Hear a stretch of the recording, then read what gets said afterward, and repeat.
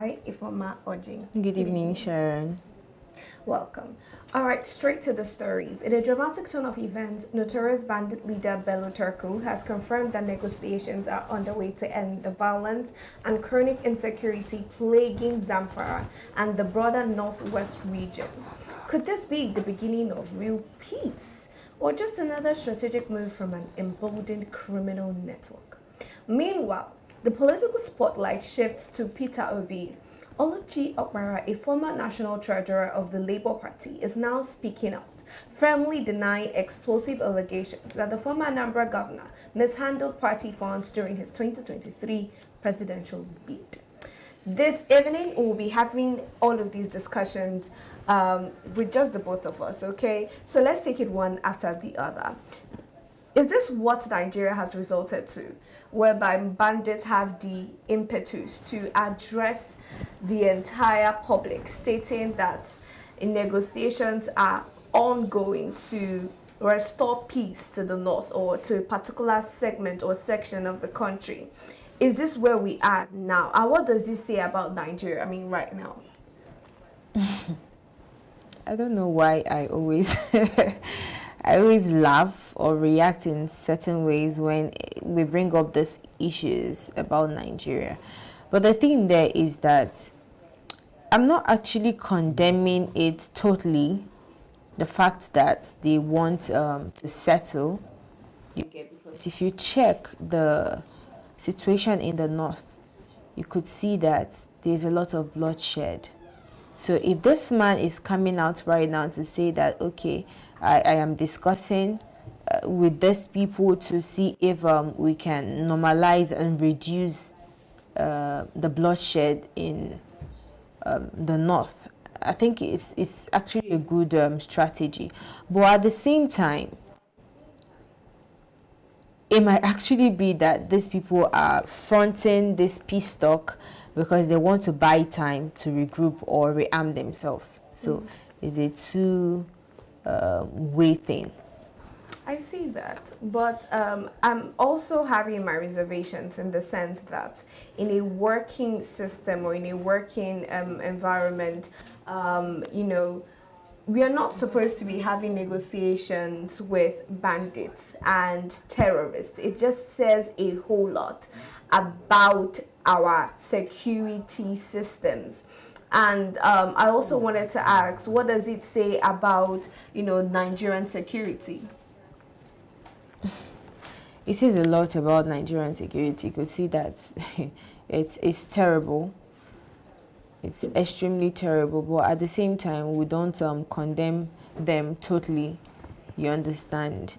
Because this peace talk of a thing, we've been trying, the nation or a particular section of Nigerians have been trying to, push this narrative that, okay, since you guys can't employ troops or security agencies to protect the life and properties of Nigerians, why don't you see if you can call these people and have a peace talk with them? You understand? If it is a deal, strike a deal with them so that we can reduce the number of deaths. And if you notice too, in the north, people don't go to their farms in peace anymore. You understand? So if this will actually help the country, it's a great move. Yeah. But who are the people that are going to be on the table? When it concerns government, who is going to be on the table for these discussions? Who will be there to negotiate with the bandits? Most definitely, it's actually the chief security officer. You understand? It will definitely have to be him. All right, let's take a look at the next story. So, former National Treasurer of the Labour Party, Oluchi Okpara, on August 7th has come out to debunk the allegation that the former governor of Anambra State, Mr. Peter Obi, tampered with party funds during his 2023 presidential campaign. And, during this statement that she made, she also came out to say that Labour Party, before Peter Obi joined, did not have any money. They didn't have any bulk of money anywhere. That it was actually Peter Obi that put in his own money, funded the kind of operations that they have now and brought Labour Party to where they are currently. You know, and P2B, we've heard so many times how he has, you know, cut down the cost of government in order to reduce or prevent them from borrowing or asking or seeking for loans. But what do you make of this? Well, if the former governor of Anambra State says that his campaign was fully funded by him, it is actually he's tagging a great title, adding great title to his reputation. You understand? He's placing himself directly on the map. You get? And then again, if the woman comes out to say something like disclaim, or rather refute the fact that he didn't, you know, make use of the fund or smuggle or whatever the fund, I think it needs to be investigated.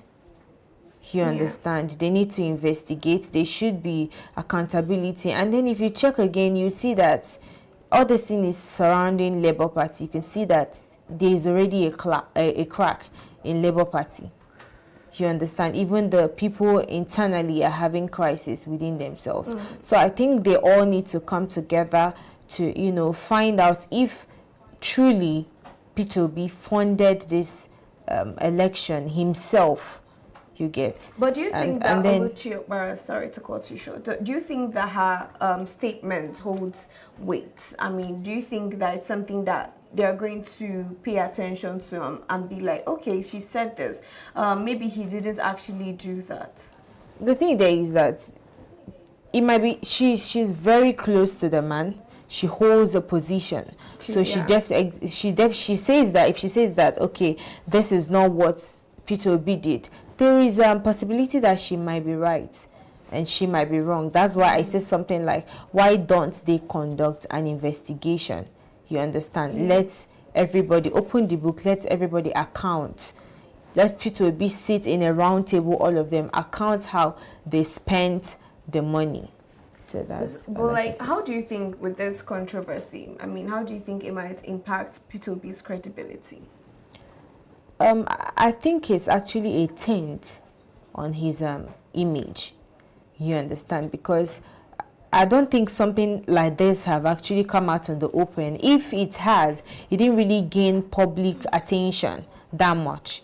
You understand? So that's why I'm still saying that if this will really affect him that much, he should actually clarify the air, let everybody get their receipts and they trash whatever.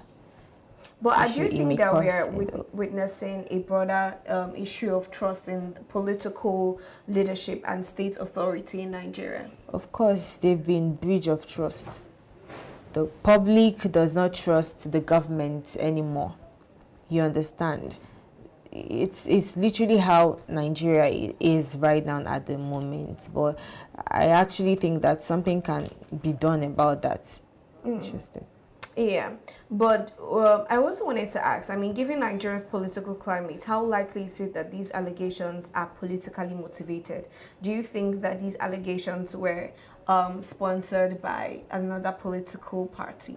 It's very much possible. It's very much possible because at this time, the whole thing is teetering towards the 2027 elections. So all the political parties are trying as much as possible to make sure that they condemn, you get, every opponent you get in the public. So it might actually be a strategy to taint his image so that people will not vote for him if he comes out for the 2027 elections. I honestly election. just think that for someone like P2B with his history of integrity and the type of person or politician that he has been in the past, especially during his time as governor of Anambra State, that if the former national treasurer of Labour Party comes out to say that he did not touch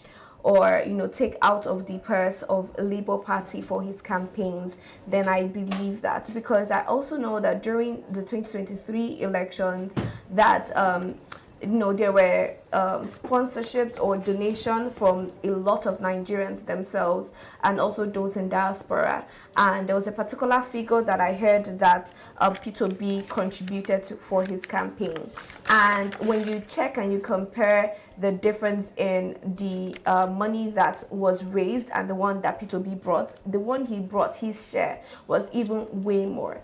And also talking about the notorious Bandit, I just genuinely think that we are at a very funny stage right now as Nigerians, a very dicey situation, in the sense that we are now relying on celebrity terrorists, like some people call them, to come and tell us that, oh, they're in negotiations with the government. So they are all the the people they have fired and the people that have suffered at the hands of these people cannot get justice, but instead these people are going to sit down with the government that is supposed to protect them, and they would sit on that same table.